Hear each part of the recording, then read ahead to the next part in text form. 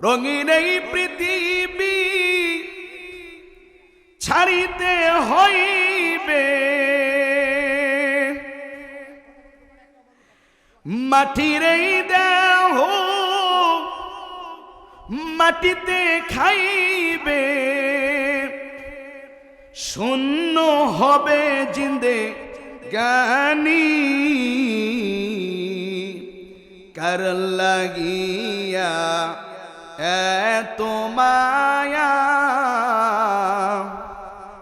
এত চোখের পানি রে মন, কার লাগিয়া এত মায়া,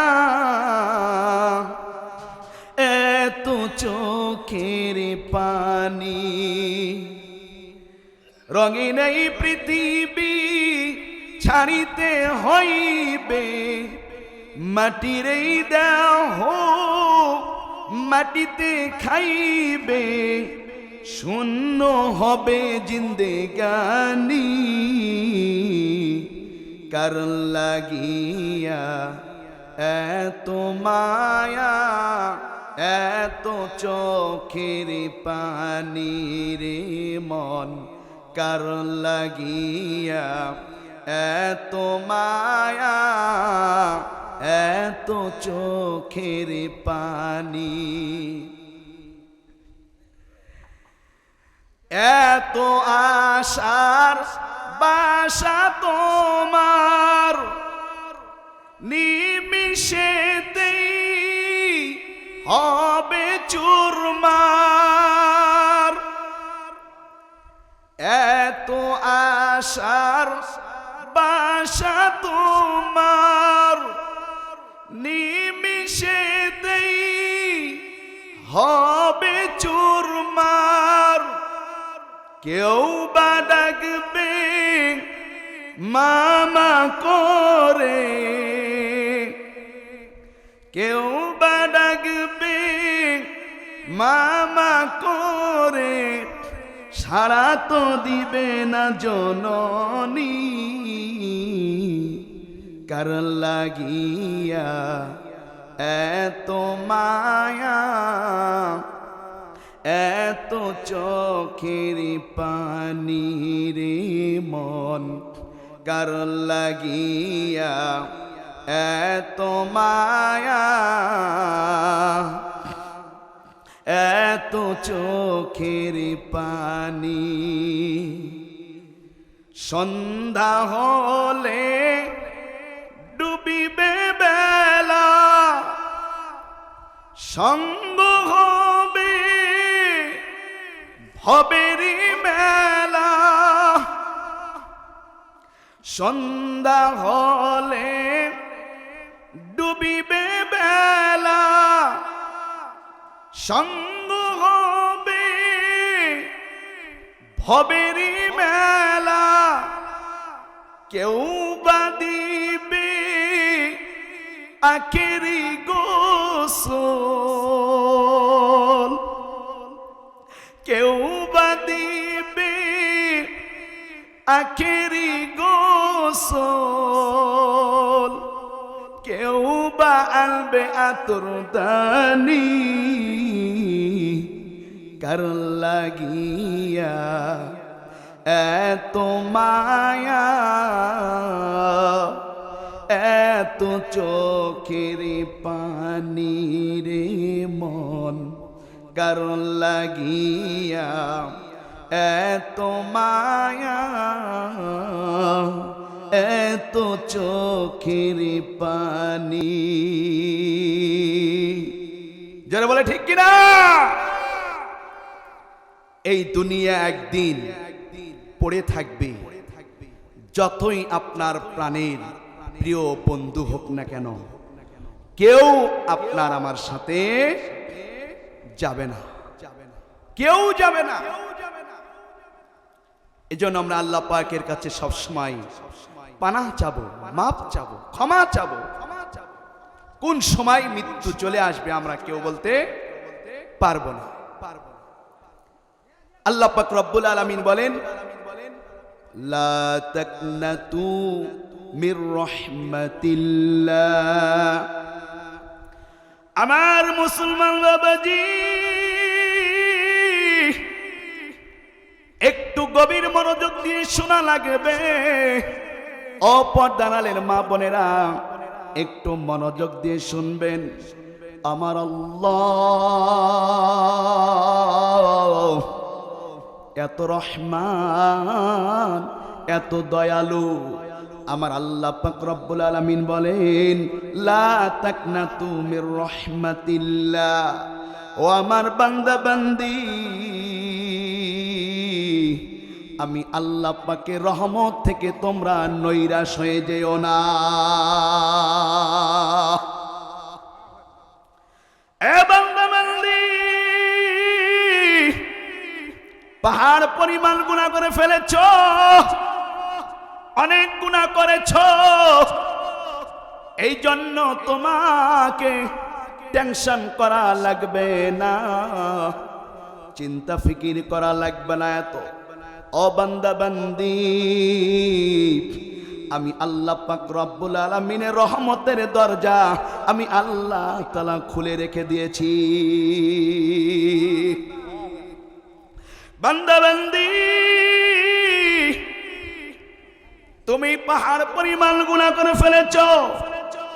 এ বান্দা বান্দি, খাস দিলে তওবা করিয়া চোখের পানি ছেড়ে দাও।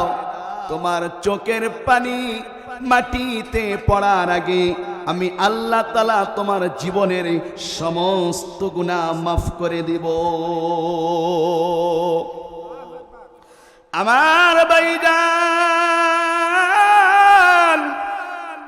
অপদার মা বোনেরা, একটু ভালো করে স্মরণ রাখবেন। সবাই একটু দিলের কানে শুনবেন। আমি কিন্তু আপনাদের গ্রামের সন্তান। কেউ যদি মারা যায়, সবার আগে আমাকেই আসতে হয়, আমাকেই জানাজা পড়াই করতে হয়, আমাকেই দোয়া করতে হয়। এ সুবাদে আমি আপনাদের আপন নিকট মনে করে একটু কথাগুলি শুনবেন, আর আমিও বলে যাব। কারণ আল্লাহ পাক রব্বুল আলামিন ডাক দিয়ে বলে, ইয়া আইয়ুহাল্লাযীনা আমানু কু আনফুসাকুম ওয়া আহলিকুম নারা। আল্লাহ পাক রব্বুল আলামিন বলেন, ও বান্দা, তুমি আগে বাঁচো। হে ইমানদার বান্দা বান্দি, তুমি বাঁচো। ওয়া আহলিকুম নারা, তুমি বাঁচো, তোমার আহালদেরকে বাঁচাও নার জাহান্নামের আগুন থেকে। এজন্য আমি চেষ্টা করব নিজেও জাহান্নামের আগুন থেকে বাঁচার চেষ্টা করব। আপনারা আমার আহাল আপনাদেরকেও জাহান্নামের আগুন থেকে বাঁচানোর জন্য আমি আপ্রাণ চেষ্টা করব। আল্লাহ পাকের কাছে দোয়া করব, আল্লাহ পাক রব্বুল আলামিন সবাইকে মাফ করে দিয়ে আল্লাহ যেন জান্নাতি বানায় দেয়। সবাই বলি আমিন। আমার বাবাজিরা রে, একটু গভীর মনোযোগ দিয়ে শুনতে হবে। হুজুর সাল্লাল্লাহু আলাইহি সাল্লাম বনি ইসরাইলের জামানার একজন ডাকাতের কথা আলোচনা করলেন। সাহাবাই কেরামকে বললেন, ও সাহাবাই কেরাম, বনি ইসরাইলের জামানার মধ্যে একজন ডাকাত ছিল, মস্ত বড় ডাকাত ছিল। সে ৯৯টা খুন করেছে, জীবনে নামাজও পড়ে নাই, রোজাও রাখে নাই, ৯৯টা খুন করেছে। এই ডাকাতের মধ্যে তোলপাড়া শুরু হয়ে গেল। ডাকাত মনে মনে চিন্তা করে, উলামায়ে কেরাম বলেন জাহান্নামের আগুন কঠিন কঠিন। উলামায়ে কেরামের কথা ভুল হইতে পারে না, উলামায়ে কেরাম কখনো ভুল করতে পারে না। ডাকাতের মনের মধ্যে তোলপাড় শুরু হয়ে গেল। আল্লাহ পাক যাকে ভালোবাসেন কেমন ভাবে আল্লাহ তার হেদায়েত দিবে আল্লাহ নিজেই জানেন।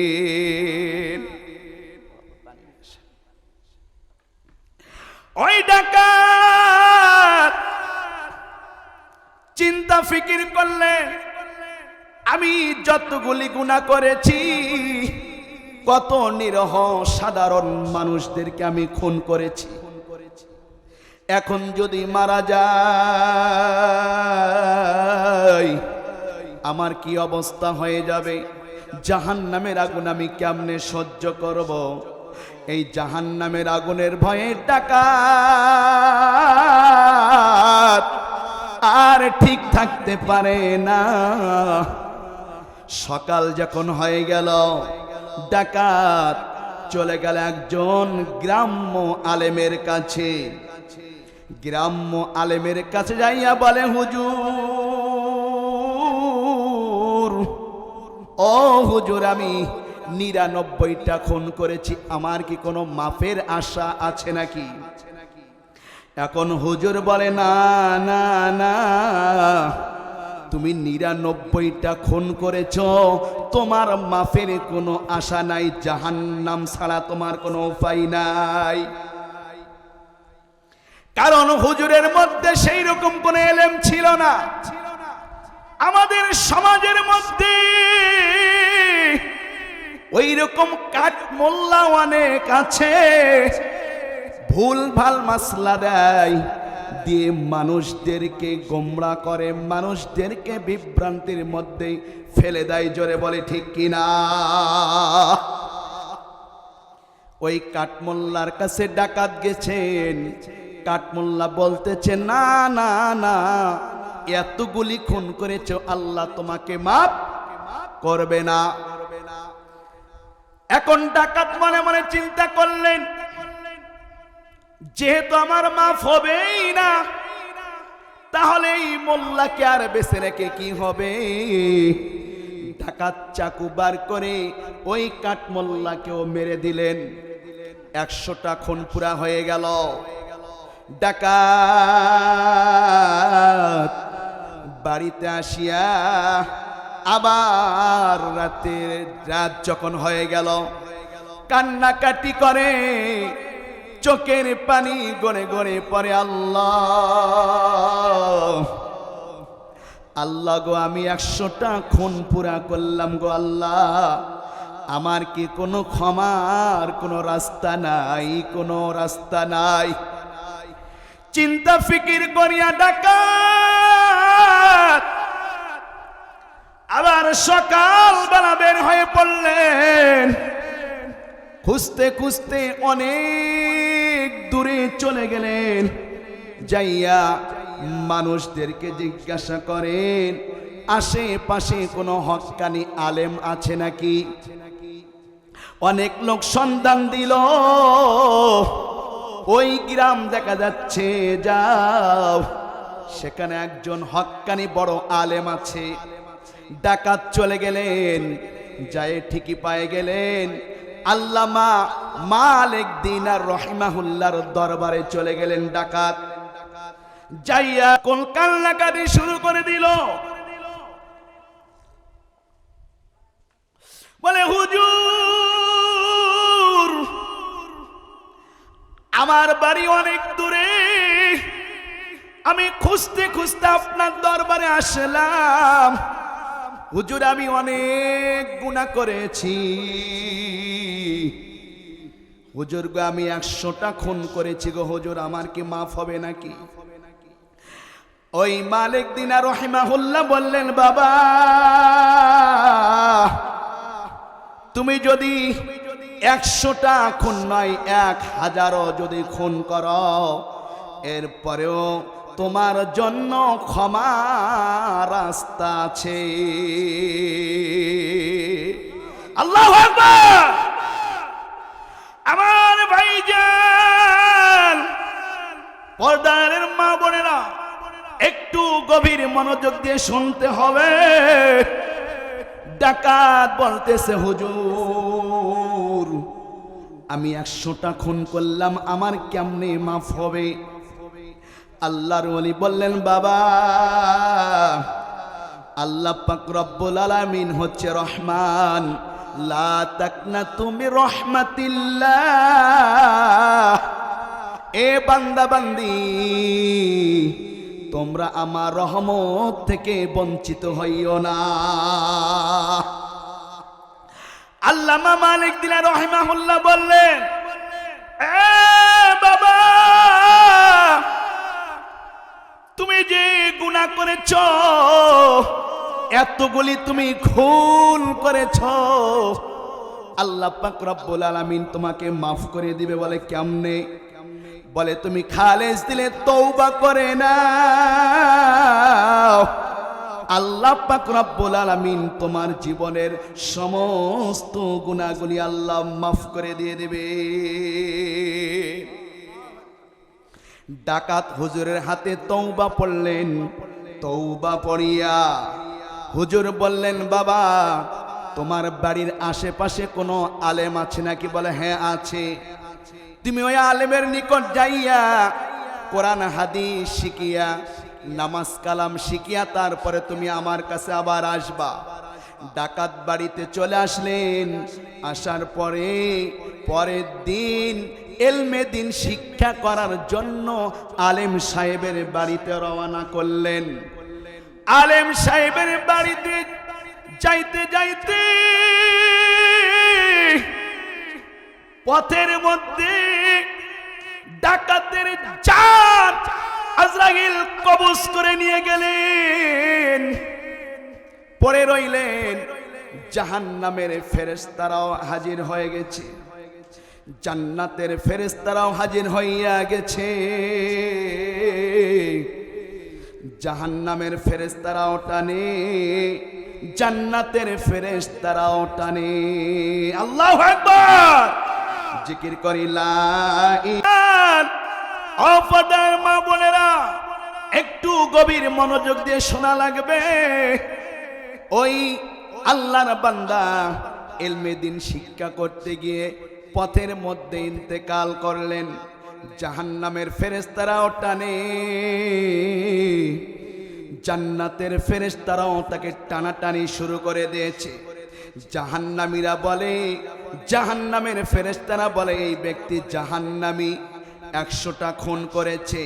আর জান্নাতীরা বলে, না না না, এই ব্যক্তি হলো জান্নাতি, কারণ এই ব্যক্তি তওবা করেছে। বলি আল্লাহু আকবার। আল্লাহ পাক রব্বুল আলামিন এই দৃশ্য দেখিয়া হযরতে জিবরাইল আলাইহিস সালাতু সালামকে বলেন, জিবরাইল, জলদি করে যাও, জলদি করে যাও, জান্নাত আর জাহান্নামের ফেরেশতারা তর্ক লেগে গেছে, যাও। এ জিবরাইল, ওই বান্দা যেখানে পড়ে আছে, আমার বান্দা যেখানে পড়ে আছে, ওইখান থেকে তোমরা মাপ দিবা।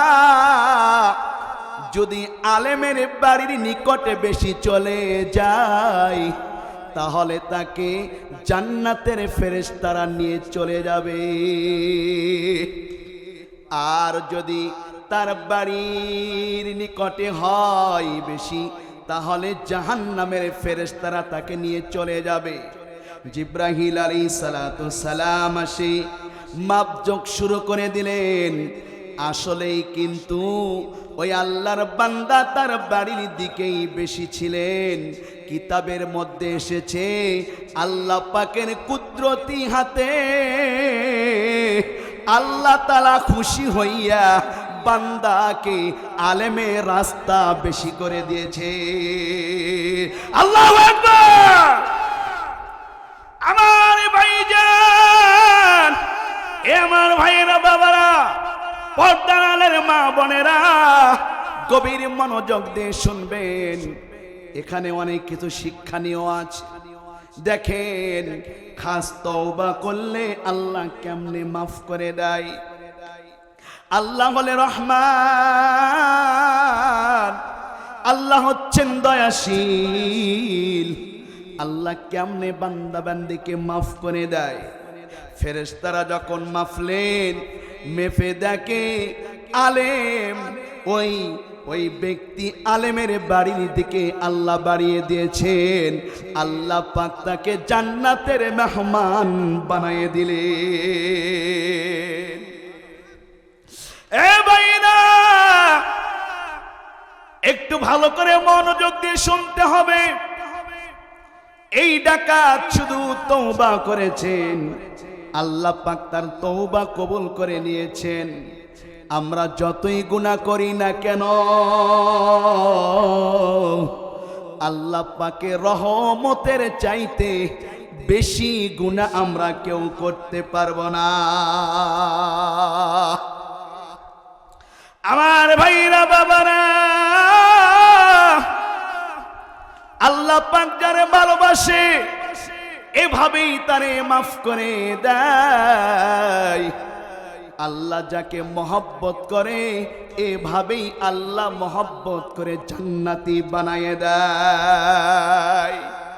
এজন্য আমরা প্রত্যেক দিন সূরা ফাতিহার মধ্যে বলি ইয়্যাকা না'বুদু ওয়া ইয়্যাকা নাস্তাঈন। পড়ি কিনা বলেন? 5 ওয়াক্ত নামাজের মধ্যে প্রত্যেক রাকাতে সূরাতুল ফাতিহা আমরা পড়ি ইয়্যাকা না'বুদু ওয়া ইয়্যাকা নাস্তাঈন। বলি ইয়্যাকা না'বুদু ওয়া ইয়্যাকা নাস্তাঈন। ও মালিক, আল্লাহ আমরা তোমার ইবাদত করি, আল্লাহ তোমার কাছেই আমরা সাহায্য প্রার্থনা করি।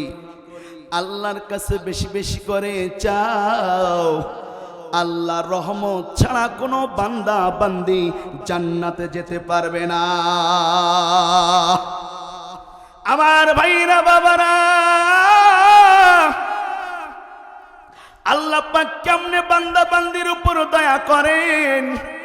আল্লাহ রসুল বলে বনি ইসরাইলের জামানার 3 জন যুবক রাতের বেলায় সফরে বের হয়েছেন। গভীর রাত, যাইতে যাইতে পথের মধ্যে বিশাল তুফান উঠে গেল, বাতাস শুরু হয়ে গেল। আল্লাহর 3 বান্দা কোথায় যাবে? কোথাও জায়গা না পেয়ে এক পাহাড়ের গুহায় গিয়ে যায় আশ্রয় নিল। পাহাড়ের গুহায় যা আশ্রয় নিল, এমত অবস্থায় বিশাল বড় একটা পাথর এসে পাহাড়ের গুহা বন্ধ হয়ে গেল।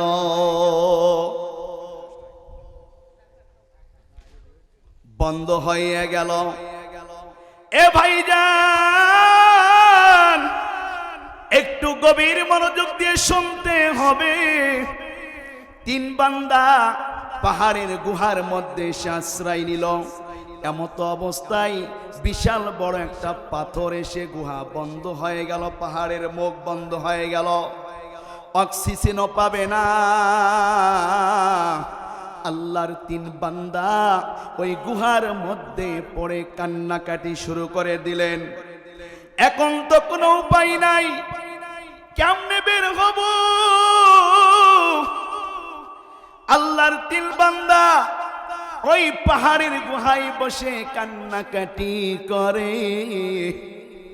এমত অবস্থায় তারা পরামর্শ করলেন যে আমাদের মধ্যে কোন ভালো গুণ আছে, এই ভালো গুণ দিয়ে আমরা আল্লাহর কাছে সাহায্য চাই। এর মধ্যে একজন বলল, হাত উঠে বলে, মালিক, আয় আল্লাহ তাআলা, আমি একজন মালিকের দুধ দহন করতাম। দুধ দহন গায়ের দুধ দহন করে গভীর রাত্রিরে আমি আসতাম। এই গায়ের দুধ নিয়ে বাড়িতে আসতাম, আমার ছেলে সন্তানকে খাওয়াইতাম। আমার বাবা মাকে খাওয়াইতাম। হায় আল্লাহ, আমার বাবা মাকে এই দুধ পান না করাইয়া আমার সন্তানদেরকে আমি দুধ পান করাইতাম না। ওই ব্যক্তি দোয়া করে, মালিক আমি দুধ নিয়ে আসতে রাত হয়ে গেল, গভীর রাত হয়ে গেল, এসে দেখি আমার মা বাবা ঘুমিয়ে পড়েছে। এখন তো আমার সন্তানগুলি কান্নাকাটি করে, বাবা দুধ দাও, ক্ষুধা লেগেছে, বাবা দুধ দাও, ক্ষুধা লেগেছে। বলে না না না, আমার মা বাবাকে না খাওয়া পর্যন্ত আমি তোমাদেরকে দুধ দিব না। জিকির করি, লা ইলাহা ইল্লাল্লাহ, লা ইলাহা ইল্লাল্লাহ।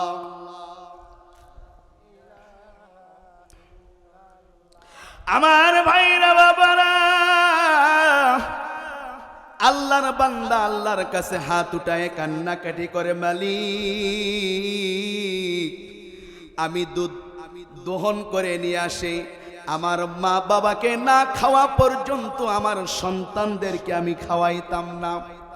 ঘটনাক্রমে একদিন রাত গভীর হয়ে গেল, আমি আসতে দেরি হয়ে গেল, আমার মা বাবা ঘুমিয়ে পড়েছে। গো আল্লাহ, আমার সন্তানগুলি দুধ চাইতেছে, আমি সন্তানদেরকে দিলাম না।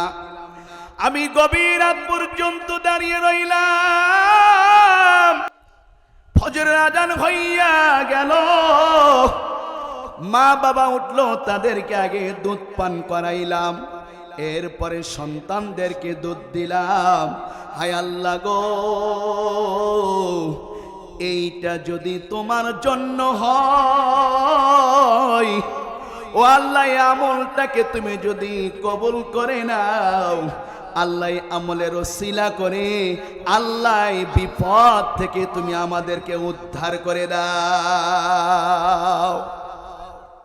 এই কথা বলার সঙ্গে সঙ্গে একটু পাথর সরে গেল, কিন্তু বের হওয়ার মতো কোনো পথ ছিল না।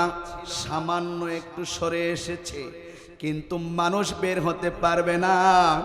আর একজন বান্দা হাত উঠায়ে কান্নাকাটি শুরু করে দিল, ও মালিক, হায় আল্লাহ,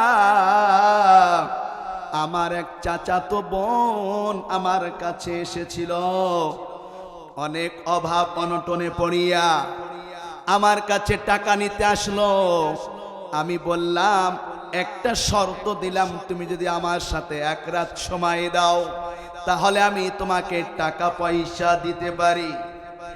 আমার ওই চাচাতো বোন রাজি হইয়া গেল। অভাব অনটনের তাড়নায় সে আমার সাথে এক রাত সময় দেওয়ার জন্য রাজি হইয়া গেল। আমার কাছে আসলো, গভীর রাত্রিরে সুবর্ণ সুযোগ মনে করিয়া আমার চাচাতো বোন কান্দে। আমি বললাম, তুমি কান্দো কেন? আমি তো তোমাকে কোনো জোরপূর্বক করি নাই, তুমি তো স্বইচ্ছায় এসেছো। আল্লাহ গো, আমার ওই চাচাতো বোন বলল, এ ভাই, আমি তোমার কাছে এসেছি অভাব অনটনে পড়িয়া, আমি তো চাই না ইজ্জত নষ্ট করতে। আমার মালিক আমার দিকে তাকাইয়া রইছে, আমি কেমনে আমার ইজ্জত নষ্ট করব ভাই? এই কথা বলার সঙ্গে সঙ্গে আল্লাহ গো, আমার মনে দয়া চলে আসলো। আমি বললাম, যা বোন যা, তোকে 100 দিনার দিয়েছিলাম, আমি সব দিয়ে দিলাম, সব মাফ করে দিলাম, আল্লাহর জন্য ছেড়ে দিলাম।